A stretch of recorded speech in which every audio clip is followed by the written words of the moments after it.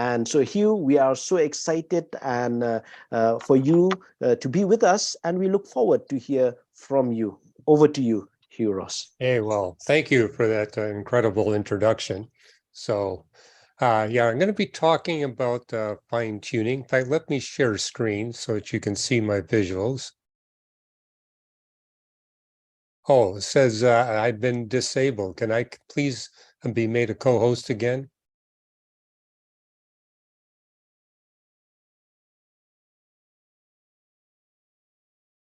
Yeah, I'm still disabled.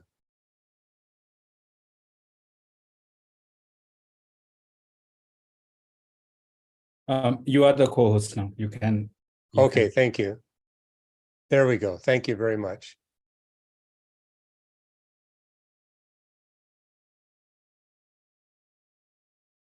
Okay, you can all see my first screen now. And I've been dedicating a good chunk of my life to building a stronger fine-tuning argument for God. What I noticed going through church history, the go-to scientific argument for the existence of the God of the Bible has been the design argument. That when we look at the realm of nature, we see it's been designed or fine-tuned to make possible our existence, and in particular, to make possible our redemption from sin and evil and enter into a relationship with the one that created the universe. You see this all the way back in the writings of the early church fathers. So for 2,000 years, Christian apologists have been using this as their primary argument. Now, I began developing this when I was on the faculty of Caltech. This goes back almost 50 years ago. And the process, in the introduction, I've written many books. I'm actually working on my 23rd book right now. But somebody asked me once, well, Hugh, how many full-length books have you written about fine-tuning? And I was rather surprised that actually now there's these 7 books. So I've written extensively on this. I'm not done. And the reason why is that the fine-tuning argument gets stronger and stronger with every week that goes by. When I speak to skeptics on a university campus, I tell them, if you're not persuaded this evening, wait 1 month. In the course of the next 30 days, the argument for the God of the Bible from fine-tuning will get much stronger than it is today. So that's why I've written all these books, basically trying to demonstrate that indeed, as every year goes by, every month that goes by, we have a much stronger argument. In fact, these books actually document the evidence for the God of the Bible based on fine-tuning numerically gets about a factor of 1,000 times stronger with every month that goes by. But my latest book is designed to the core, and anyone can get a free chapter at reasons.org/core. Now, I'm going to begin with some of the critiques of fine-tuning that atheists throw up. And I'm doing this because what I've noticed in sharing the evidence with people who are not yet followers of Jesus Christ is that many of them are aware of the secular rebuttals. And if you don't deal with those rebuttals first, they have a hard time listening to your positive arguments for the fine-tuning. Now, in the book, I deal with 5 of these. I'm just going to focus on the 2 that come up most frequently. And one is the multiverse. Now, I've been speaking about this fine-tuning back since the 1970s.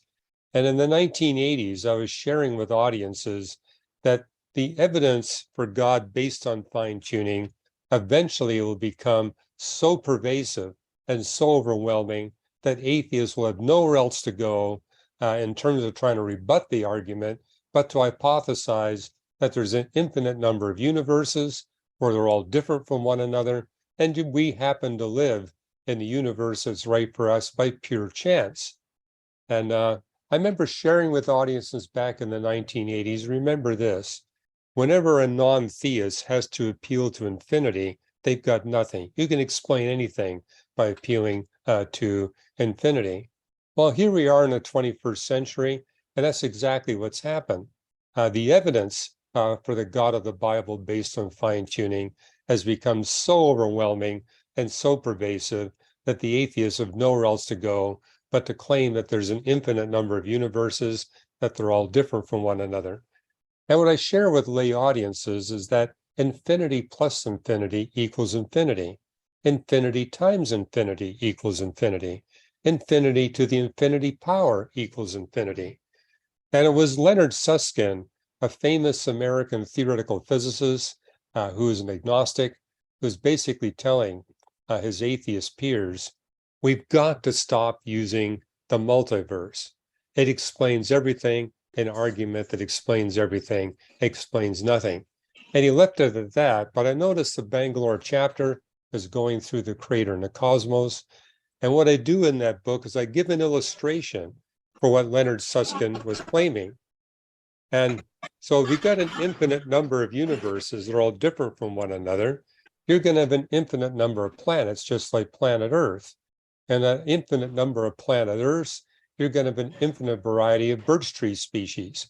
And birch trees have a property that they peel thin white pieces of bark. But if you got an infinite variety of birch tree species, you'll have one species that peels very thin white pieces of bark that are perfectly rectangular, that measure 8.5 by 11 inches. And these pieces of bark will fall on soils with random chemicals in them that'll make random markings on these pieces of birch bark. And with an infinite number of universes, those pieces of white birch bark will have imprinted upon them all the equations, all the diagrams, all the photographs, all the paragraphs in every scientific research paper that's been published all over the world. So those millions of scientific research papers, they did not come from the mind of scientists. The multiverse did it. And so Leonard Susskind's point is, if you're going to appeal to the multiverse to find a loophole around God's design, it simultaneously argues against the design of anything we human beings have contributed. So you're basically exposing the philosophical flaw behind that approach. Now, what I've done in my books is to provide a positive argument against the multiverse. If the multiverse is really explaining this fine-tuning we see, then the more we study the record of nature, eventually we're going to see that the evidence for fine-tuning plateaus and then declines. But what we've seen over the past 70 years is that the scientific case for fine-tuning to make possible the existence of human beings has risen exponentially year by year by year by year. It has never plateaued. It has never declined. And so this is evidence that there's a mind behind the fine-tuning. This isn't just a cosmic accident. Well, the second rebuttal I hear is that you can't appeal to fine-tuning where the sample size is only one. And in my library at Reasons to Believe, I've got 50 books written by astronomers and physicists on what's called the anthropic principle. The anthropic principle is the recognition that we look at the universe as a whole, we see it's been fine-tuned, it's been designed to make the existence of life possible and human beings in particular. But most of these books, in fact, of those 50, only 2 are written by believers. The others are written by non-believers. And they say, well, we're dealing with a sample size of 1. We can only look at one universe. If there's 10,000 universes out there, because of the physics of our universe, we're only able to see what's going on in our universe. And you can't argue for fine-tuning based on a sample size of 1, which is why I've been making the point in my latest books on fine-tuning that we see this on all size scales. I think there's a reason why these 50 books I got on the anthropic principle stop at the level of the universe. If we're talking about the universe, we can keep the mind behind the universe, the God behind the universe, at an arm's length. But when you're talking about our galaxy, now suddenly the fine-tuning gets closer to home. When you talk about our solar system, when you talk about our planet, when you talk about our moon, now we can no longer keep this mind, this God, at an arm's length. He's now coming close to home. But I think that explains why unbelievers have been reluctant to take this fine-tuning argument down to smaller size scales than the universe. But as a believer, that's exactly what I'm doing. And so, for example, we do recognize we live in a highly fine-tuned universe. Over 200 features of our universe must be fine-tuned to a greater degree than we humans are capable of fine-tuning design to make possible our existence. But we see that not only at the level of the universe, we see it also at the level of the super galaxy cluster in which we live, that we live in a just right super galaxy cluster. We don't see any other super galaxy clusters like ours. We live in a just right galaxy and a just right galaxy group within that galaxy cluster, and over 200 features of our Milky Way galaxy must be fine-tuned in order for us to be able to exist here on planet Earth. And we orbit a just right star. By the way, what you see here are galaxies that come the closest to matching our Milky Way galaxy. There's the Andromeda galaxy to the upper left. And here we actually see several more galaxies. And the one that you see in the upper center is considered to be the galaxy that comes the closest to matching ours. However, it's got twice as many stars in its core as ours does. It's got a much bigger supermassive black hole, is radiating out deadly radiation, which makes advanced life possible throughout the entire galaxy.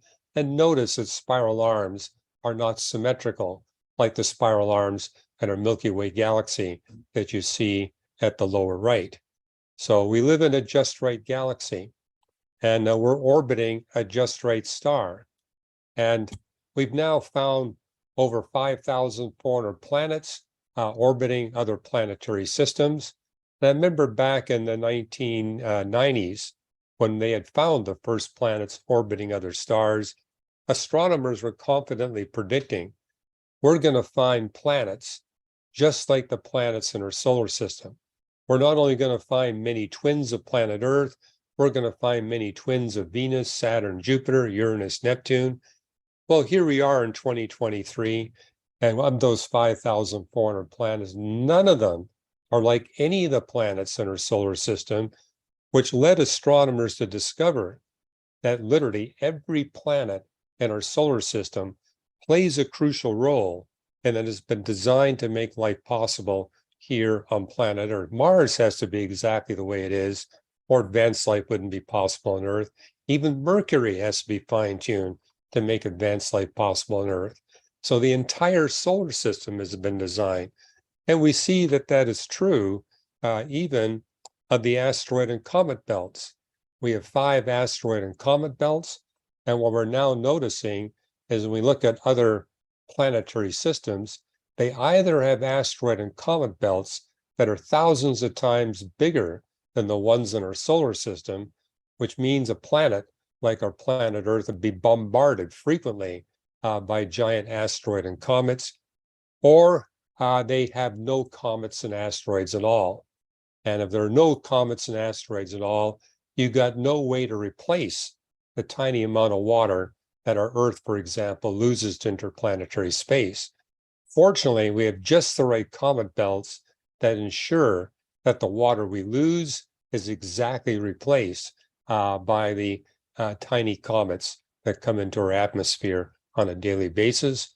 Also ensures that we get an infrequent supply of super valuable heavy metals. So, for example, there was an asteroid that smashed into South Africa about 250 million years ago, and that asteroid is responsible for 80% of the gold and platinum that's in industrial circulation. Likewise, an asteroid that smashed into Canada is responsible for half of the nickel that's in circulation. So we have the just right asteroid and comet belts. We have a just right Earth. You can go to reasons.org/fine-tuning. That will pop up for you a 300-page compendium that you can go through. And what you'll see there is over 400 features of our planet Earth that must be exquisitely fine-tuned to make advanced life possible on our planet. And that 300-page compendium gives you all the citations to the scientific literature where this is documented. You'll also find in that same compendium the 22 features of the moon that must be fine-tune to make life possible. Well, this next slide zooms in on the Laniakea Super Galaxy Cluster. So we live in an exceptional, a super galaxy cluster is a cluster of clusters of galaxies. And so you can see the big clusters, the Virgo cluster, the Hydra cluster, the Centaurus cluster, the Fornax cluster. These are clusters of galaxies. Then interspersed are all these galaxy groups. But what's unique about our super galaxy cluster is that the galaxy clusters and the groups of galaxies are all distributed upon these long filaments, ensuring that the galaxy clusters and galaxy groups are well separated from one another. And notice that most of the volume of the Laniakea super galaxy cluster are voids, huge voids where there are no galaxy clusters, there are no galaxy groups. You say, well, wouldn't we be better off in a void? No. If we're in a void, there wouldn't be an adequate supply of small dwarf galaxies that could be fed into our galaxy to ensure that the spiral structure is sustained. Now, only about 6% of the galaxies in the universe today are spiral galaxies. And only in a spiral galaxy can you have the stars far enough apart from one another that it's possible of a planet orbiting a star where advanced life is possible. But unless that spiral galaxy is consuming a tiny dwarf galaxy on a regular basis, the spiral structure will collapse. And when the spiral structure collapses, you now have a spheroidal galaxy rather than a large dispersed spiral galaxy. Now, there are over 10,000 of these super galaxy clusters in the universe, but we happen to live in the only one that looks more like a stick insect than it does like a basketball or a football.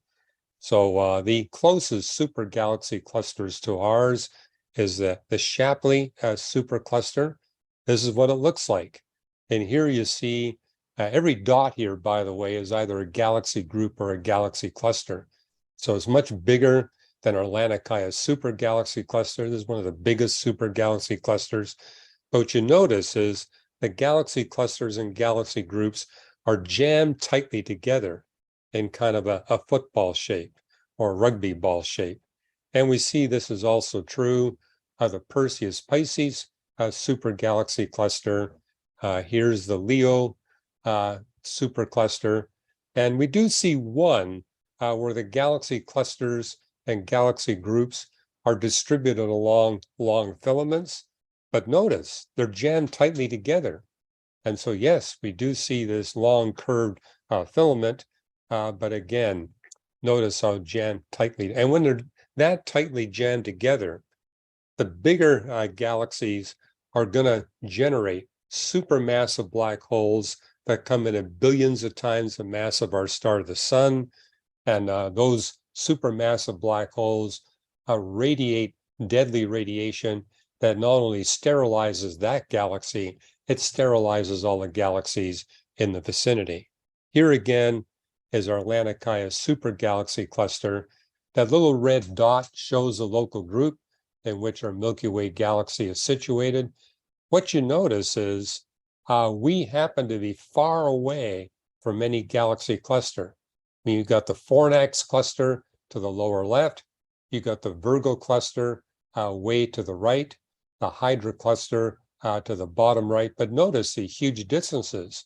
We're 40, 50 million light years away from these galaxy clusters, far enough away that the giant galaxies that host these supermassive black holes do not pose a risk.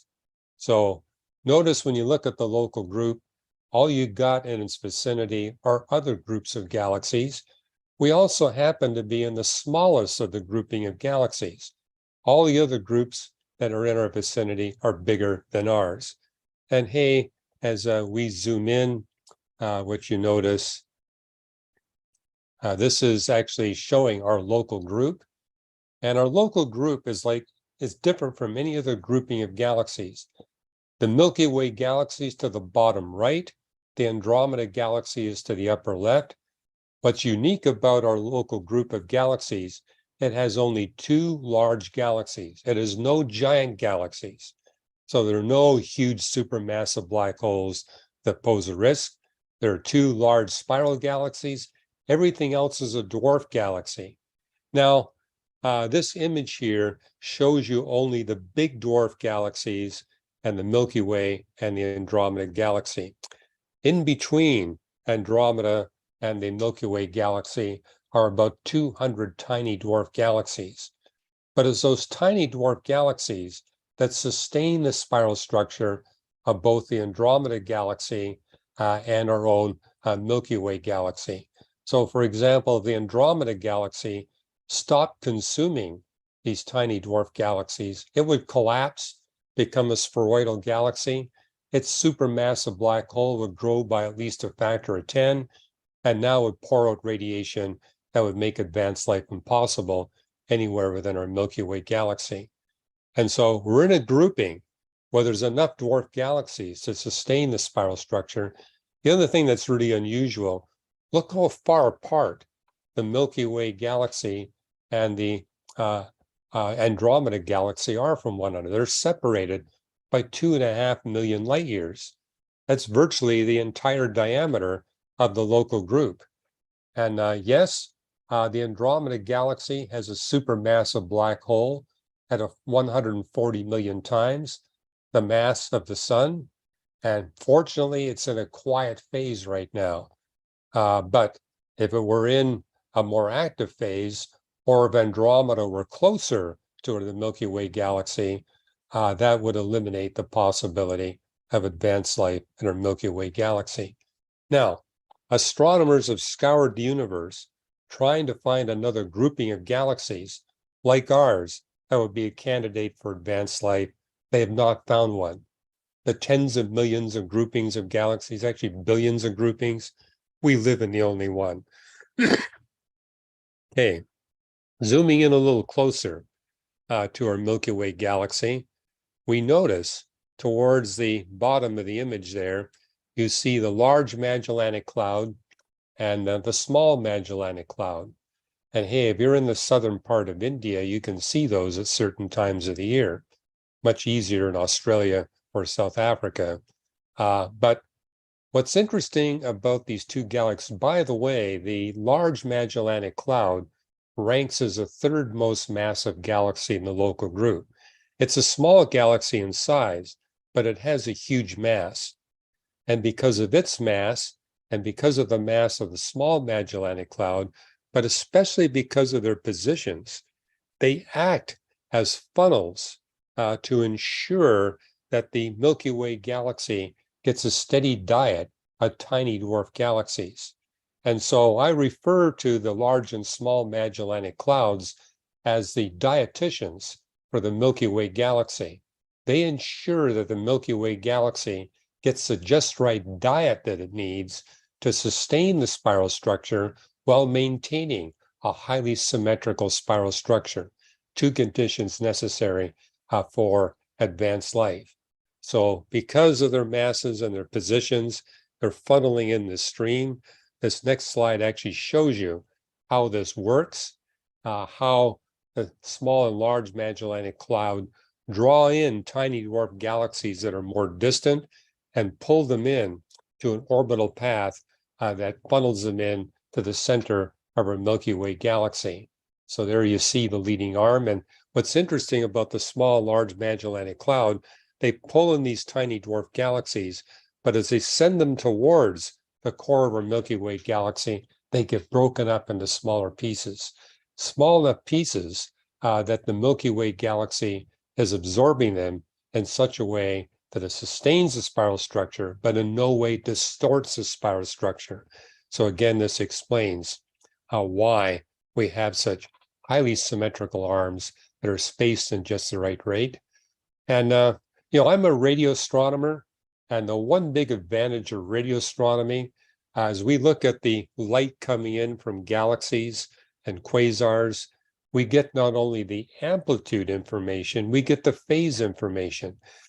Because the atmosphere of the Earth is not disturbed the position of the wave, that makes it possible for us to take a radio telescope in India, for example, one in Germany, one in Canada, one in the United States, and link them together to make an interferometer, where we actually get the equivalent resolving power of a 6,000-mile diameter telescope. So compared to, say, the James Webb Space Telescope, this array of radio telescopes that stretches across the Earth is actually has a resolution 1,000 times greater than the James Webb Space Telescope. And it's the only telescope in the possession of astronomers that's actually able to image the event horizon of black holes. And it took 4 years of observations, but this is the event horizon of the supermassive black hole in the center of our galaxy. And actually, what's interesting is our Milky Way galaxy has a mass of about 1.2 trillion times the mass of our star, the sun. Compared to other spiral galaxies, its supermassive black hole should be around 140 to 150 million times the mass of our star, the sun.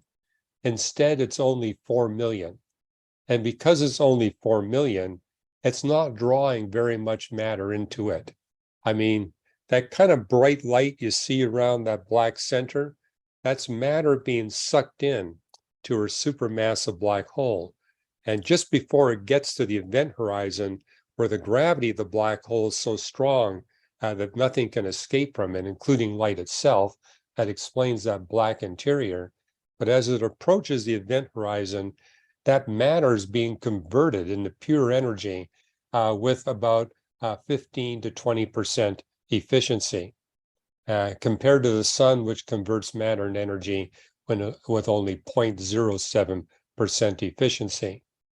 But the reason why it was so challenging for astronomers to image our supermassive black hole is that it's not consuming much matter. It's consuming the equivalent of small comets and asteroids on a daily basis.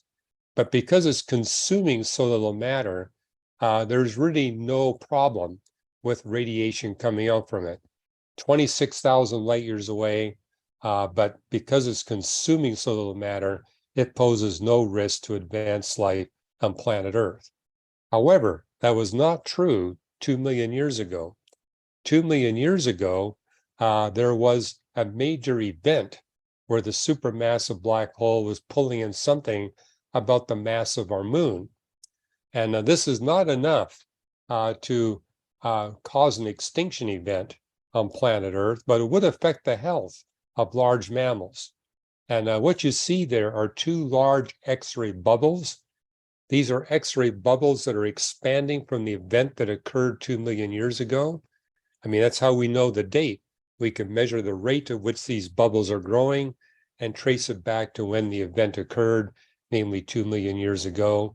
But it's basically making the point that with a supermassive black hole 4 million times the mass of our star, the sun, that normally it would not be possible to have human civilization on planet Earth. You could have humans running around on the planet, but they would not be able to launch and sustain global high technology civilization. We're living in a time window in which our supermassive black hole is quiet enough that we can have global civilization. At the same time, the supermassive black hole, the much bigger supermassive black hole in the Andromeda galaxy, simultaneously is that in a quiet phase where its radiation poses no risk to civilization on planet Earth.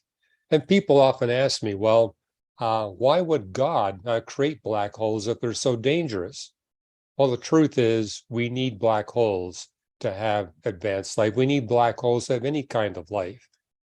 Black holes are created when neutron stars merge together. And it was about 2 years ago that astronomers actually were able to see with a gravity wave telescope. There's this amazing instrument where they have 4 branches. One is in Pisa, Italy. One is in the state of Washington. One is in the state of Louisiana. The fourth part of that gravity wave telescope is in India. And by using these four, they're able to actually map what's happening when two neutron stars orbit one another, and we actually be able to witness them where the declining orbits and they merge together. And as they're about to merge, the gravity wave telescope team alerted astronomers all around the world, hey, these two neutron stars are about to merge, become a black hole. Let's actually observe them across the entire electromagnetic spectrum. And what they discovered is that these neutron stars that merge to make black holes are responsible for about 1/4 of all the elements you see in the periodic table, namely about half of the elements that are heavier than iron. And we call these R-process elements. They can only be created where you got intense showers of neutrons. And you get that when two neutron stars merge together to become a black hole. So we need black holes to have advanced life. But what we notice about the present time and the location in which we human beings exist, we're in a place where these black holes pose no threat to our civilization.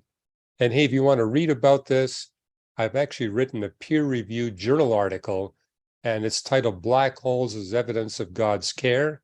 You put that in any search engine, the paper will pop up, you can read it.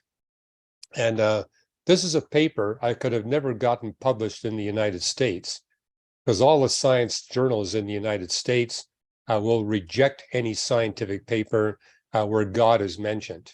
You really can't mention God. But I found an Asian journal that's okay with me connecting God with science. However, they insisted on giving me 3 atheist astrophysicists as reviewers. But what I love about this journal, they not only make the entire paper available to the public for free, the public actually gets to read the reviews of these atheist astrophysicists that were peer reviewing my paper, but they also get to read my responses to the reviewers. And yes, 2 of the reviewers wanted to reject my paper at the get-go, but after my response, they both agreed that the paper should be published. But yeah, you can read the entire paper, plus the reviewer statements and my responses simply by putting in any search engine, black holes as evidence of God's care. Hey, I want to switch. I mean, I could talk about the features of our galaxy, the local arm in which we exist. I mean, what we notice is that if you go inside our galaxy, we live on the only arm of our galaxy where advanced life is possible. And you get in the arm and you say, there's a bubble there. We live in the only bubble within our Milky Way galaxy where advanced life is possible. And right now, we're smack in the middle of something called the local fluff, which is a region of gas and dust in the middle of the local bubble that currently is protecting us from deadly cosmic radiation. And we entered that bubble about 250,000 years ago. We're going to exit it in about another 100,000 years, but right now we're optimally protected. Well, the book Designed to the Core basically ends by looking at the interior of the Earth and the Moon. And when you look at the interior of the Earth as it is right now, we see that it has a liquid iron core. The outer core is liquid iron. Then it's got a solid inner core. And because of that solid inner core, what's been happening is the Earth began with a core that was completely liquid. And this is what it looked like billions of years ago, because it was so hot that the entire core was liquid. But as it cooled down, we now have a solid inner core and an outer liquid core. And that solid inner core causes a huge temperature gradient from the edge of the inner core to the edge of the outer core. It's about 1400 degrees centigrade. And that big temperature gradient generates convection in the liquid iron core.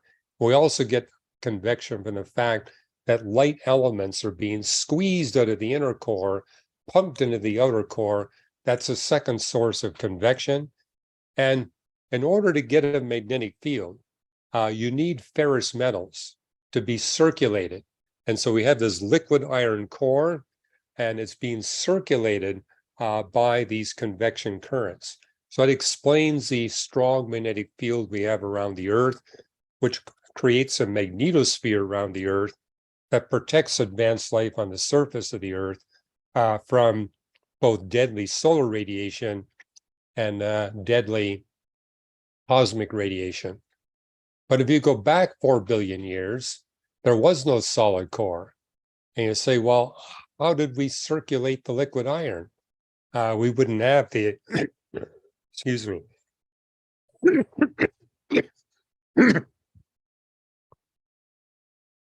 I am an asthma sufferer, so every 20 minutes or so, I got a cough like that. My apologies. Well, what was circulating that liquid iron core 4 billion years ago is that we had a moon that was much closer to the Earth. So this is how far apart the Earth and the moon are today. This is all the scale. But if you go back 4 billion years, they were much closer together. And being much closer together, the gravity that the moon exerted on the near side of the Earth was significantly stronger than the gravity on the far side. And the difference between those two gravitational pulls was enough to circulate the liquid iron inside the core of the Earth. But we now know that the moon formed as a result of 2 planets. So our solar system actually began with 10 planets, 5 gaseous planets and 5 rocky planets. One of the gaseous planets got kicked out of our solar system. That was crucial because that made Mars about 20 times smaller than what it would otherwise would be. You don't want a big Mars that close to the Earth. And so we wound up with a tiny Mars. But there were 5 rocky planets, and 2 of them collided with one another. Theia and the proto-Earth collided 4.5 billion years ago. And that was a time when the Earth had a very deep ocean, about 3,000 kilometers deep. And so the collision was softened by that deep water. It caused the Earth to lose almost all of its water and atmosphere, which was a good thing, because if we kept all that water and atmosphere, no life would have been possible on planet Earth. But the collision of those 2 rocky bodies caused Theia to merge with the Earth, made the Earth more massive and denser, but also led to the formation of the moon. But that merger event generated a lot of heat. So not only did the Earth at that time have a hot liquid iron core, that was also true of the moon. The moon had a hot liquid iron core. And notice that the gravity that the Earth exerted on the near side of the moon at that time would be stronger than the gravity in the far side. And so both bodies had a liquid iron core where the liquid iron was being circulated. So both bodies had a strong magnetic field. Both bodies had a magnetosphere, and they were so close together that the 2 magnetospheres merged together. And they literally remain merged no matter where the moon is relative to the Earth in its orbit. Now, this proved crucial for life here on planet Earth because stars are a little bit like human beings. They're unstable when they're young, they're unstable when they're old, they're maximally stable when they're middle-aged.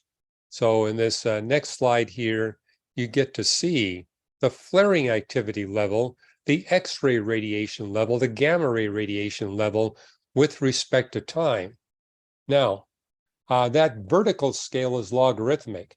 So where you see that green dotted line, which basically is looking at the first 600 million years of the history of the Earth, where that green dotted line hits the red line, that's a factor of 10,000 compared to today.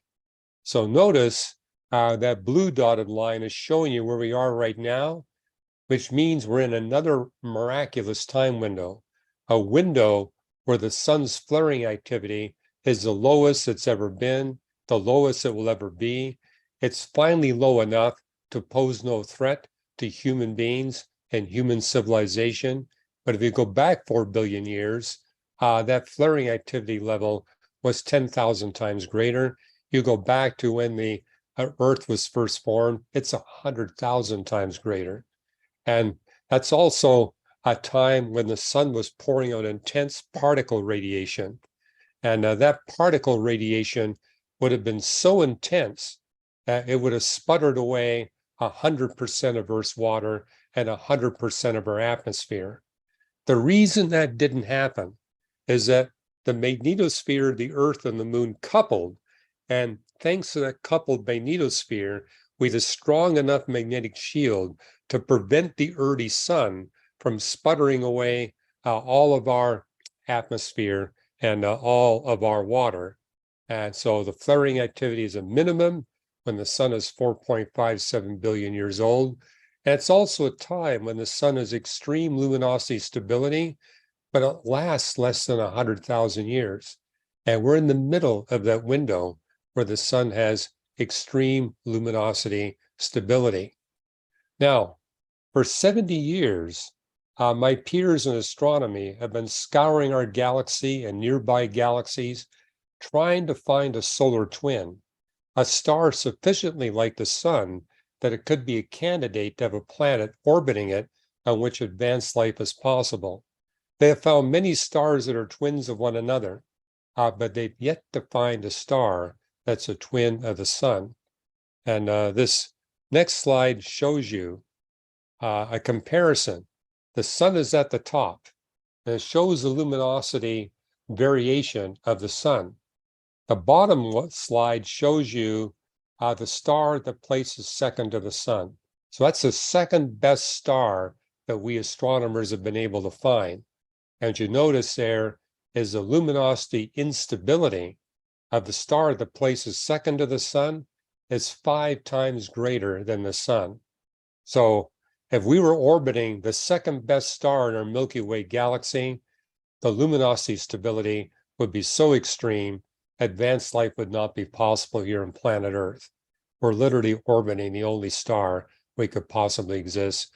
And we human beings are situated on planet Earth at the only time when we got adequate luminosity stability so that we could have not only humans existing on the Earth, but global high-tech civilization. And I wrote the book Beyond the Cosmos to make the point.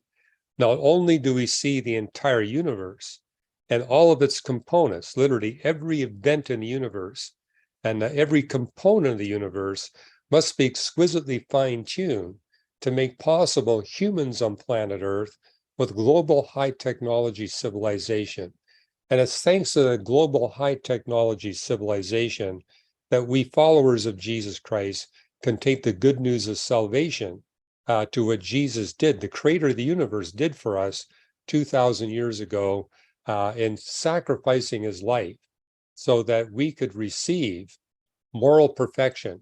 A being who is morally perfect made an offer to all of us that we could trade our moral imperfection for his moral perfection. And, he knows better than we know what's best for life. So it simply makes sense to put him in charge of our life. But God also ensured that we live in a universe. We live in a galaxy, a planetary system. We're orbiting a star. We're existing on a planet with a just right moon. So we can actually have this civilization where we can take the good news of salvation through Jesus Christ to all the people groups of the world in a short period of time. And basically making the point that the more we learn about the realm of nature, the more evidence we gain for the supernatural handiwork of God that makes possible the redemption of billions of human beings in a short period of time. And this is actually reasons.org/Ross. So this needs to be updated. If you want a free chapter of the book, go to reasons.org/Ross. So with that, I'm going to stop the share feature, and I'll take questions, on any topic. Of course, you can ask questions about what you heard in this past 40 minutes, but I'll take questions on any topic you care to address. And one of the important questions that I've received based on the talk is this. We recently read that a star like sun was swallowed by a black hole, making scientists to guess that solar system will also go through the same cycle in 1,000,000 years from now. The question is, how are these activities in the galaxies and super galaxies or the black hole keeping the entire system as just right and not just random? Your response. Right. Well, supermassive black holes are gobbling up matter that comes within their gravitational pull. Fortunately, the supermassive black hole in the center of our galaxy is consuming no more than the equivalent of the mass of the moon every year, and it's consuming it in the form of tiny comets and asteroids. So it poses no risk to us here on planet Earth. But if we look at other galaxies, we notice that their supermassive black holes are consuming objects as big as moons and planets, and sometimes even as big as a star. And when it consumes a star, it will shoot out a deadly jet of radiation. So, for example, when we look at the supermassive black hole in M87, that's a galaxy 53 million light years away in the center of the Virgo galaxy. And there's a very deadly jet that is the result of it consuming a significant amount of matter. Fortunately, that jet's pointed away from us. So even though it's 53 million light years away, if that jet were pointed towards us, we'd be in big trouble. But it's pointed away from us. And so far away, it doesn't pose a risk to us. Now, the question was making the point, could something bad happen to the sun? I do mention my chapter on the sun in Design to the Core that the sun is gradually getting brighter and brighter as it continues to fuse hydrogen to helium, but it's a very slow process. It's gotten brighter by about 20 to 23% over the past 4 billion years, but it's continuing to get brighter. And within about 1.5 million to 2.5 million years, it will be bright enough that in order to be able to compensate for the brightening of the sun so that the temperature doesn't get too hot here on the surface of the Earth for advanced life, we would need to pull more greenhouse gases of the atmosphere. And particularly, we'd have to drop the carbon dioxide level. But we'd have to drop it down to about 150 parts per million in order to compensate for the brighter sun in the future. And when you drop it down to 150 parts, you're basically disabling photosynthesis, which means we'd no longer be able to grow wheat and the rice and the corn, which is the basis of the human food supply. And so that would pose, that's probably the nearest risk we face in terms of the physics of the sun. Yes, if you wait 4.5 billion years, the sun will become a red giant and incinerate the Earth, but that's 4.5 billion years off. But within about 2 to 2.5 million years, it's going to be bright enough that it's going to significantly impact our ability to grow food to feed billions of human beings. Thank you. And the next question that I have here is, how does the intelligent design undermine religious theory, or can we see the intelligent design from the religious lens? Yeah, good question. And reasons to believe predates the Discovery Institute. It predates the intelligent design movement. So I tell people, hey, we had reasons to believe, have been doing intelligent design research more than a decade before the birth of the intelligent design movement, but we do it in a very different way. We identify the intelligent designer. As a scientist, you really can't build a detailed scientific model. So the foundation of reasons to believe is that we founded it on a testable, predictive, testable, falsifiable biblical creation model. And our whole point is the more we learn about nature, the more evidence we accumulate for our biblical creation model. But in order to develop that model, we have to identify the intelligent designer.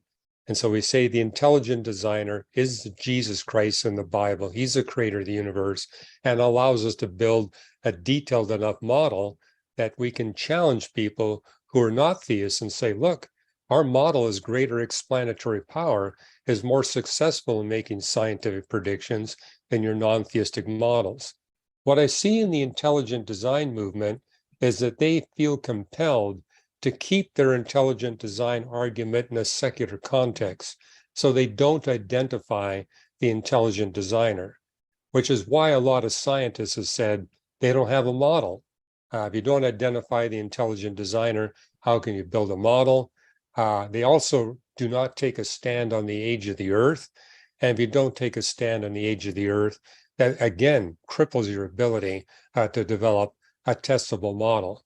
And our whole point at Reasons to Believe, if we're going to bring engineers and scientists and academics to faith in Jesus Christ, it's crucial that we appeal to them on the basis of a testable, falsifiable, predictive model. So that's why we've structured our intelligent design approach in a different way than what you see with the intelligent design movement. On the other hand, I'll share this with you.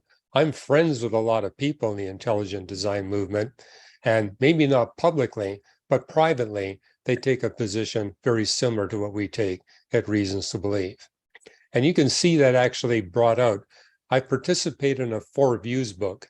It's called 4 Views on Creation, Evolution, and Intelligent Design, where Steve Meyer, the executive director of the Discovery Institute, was one of the authors. And he basically refused to say anything about Genesis or the Bible because he says, hey, we at the Discovery Institute don't take a position on the Bible. And my response when I had a chance to respond to him in that book is to say, Steve, we all know where the Discovery Institute stands. Tell us where you stand. And he thanked me for giving him permission to make a personal statement on where he stood on these issues. Thank you, Hugh.